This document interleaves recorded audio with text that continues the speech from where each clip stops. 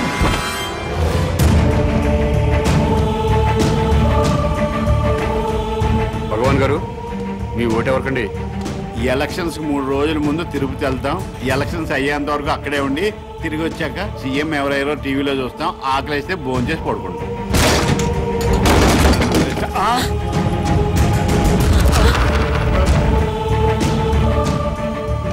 ఏమండి భోజనానికి ఏమైనా పిలిచారా? దీన్ని భోజనానికి పిలవటం ఏంటే?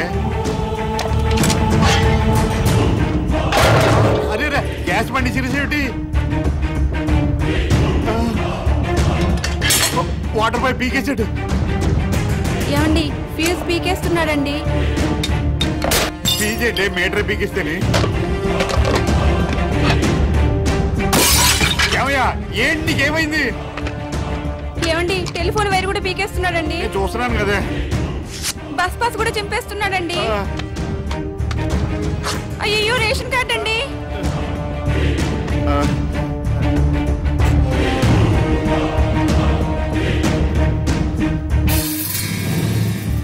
మీరెప్పుడు ప్రభుత్వం ఇచ్చే గ్యాస్ కనెక్షన్ వాడడానికి వీల్లేదు. కార్పొరేషన్ ఇచ్చే మంచినీళ్లు తాగడానికి వీల్లేదు.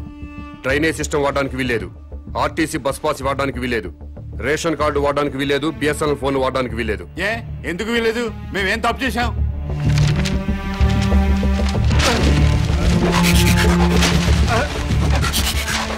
ఈ ఓటర్ లిస్టు చూడు.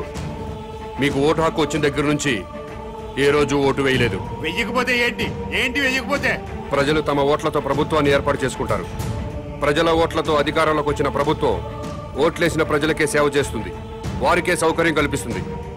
మీరెప్పుడూ ఓటేయలేదు కాబట్టి ఈ ప్రభుత్వానికి మీకు ఎలాంటి సంబంధం లేదు.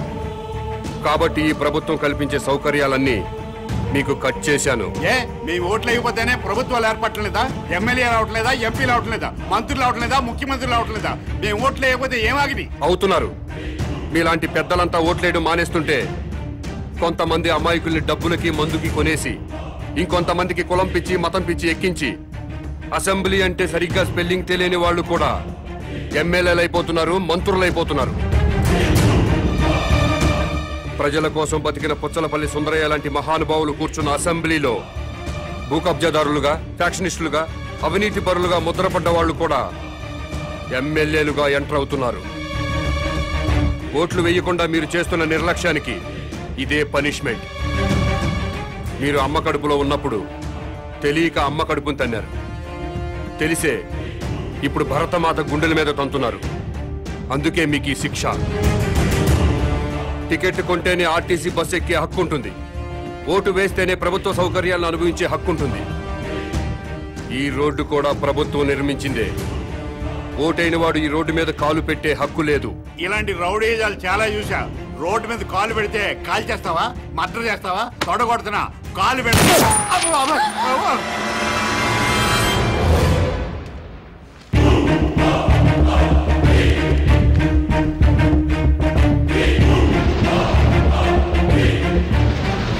ఎలక్షన్ టైం వస్తే చాలు ప్రతి ఓడు ఇంటికి రావడం, తలుపులు కొట్టడం, దండాలు పెట్టడం, మాకే ఓటేయండి అని అడగడం, ఆ తర్వాత మేము క్యూలో నిల్చోవడం, ఓటేయడం, ఇవన్నీ మాకెందుకండి? అందుకే ఓటు రాయించుకోలేదు.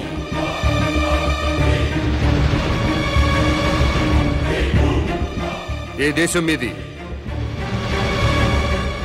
మీది మా దేశం కాదు, మా రాష్ట్రం కాదు, మా జిల్లా కాదు, మా దేశ పౌరులు కారు. అయినా మా దేశంలో అక్రమంగా ఉంటున్నారు. మీరు ఏ దేశంలో పుట్టారో మర్యాదగా ఆ దేశం వెళ్ళిపోండి. వెంటనే ఇల్లు ఖాళీ చేసి వెళ్ళిపోండి.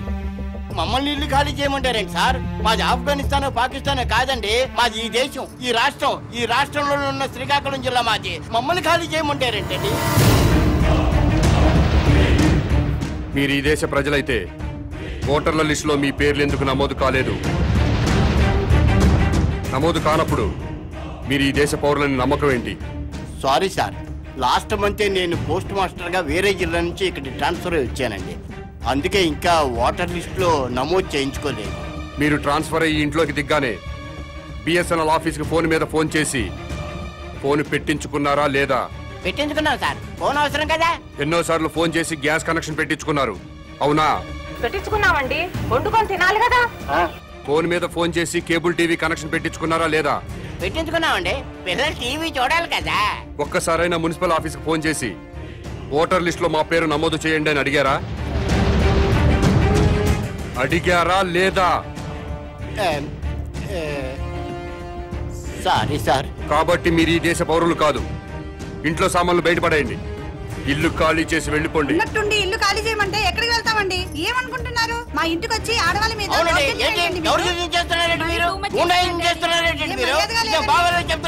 చాలా టూ మచ్ చేస్తున్నారు మీరు. ఎవరండి మీరు? నాకు తెలియదు అడుగుతున్నాడు.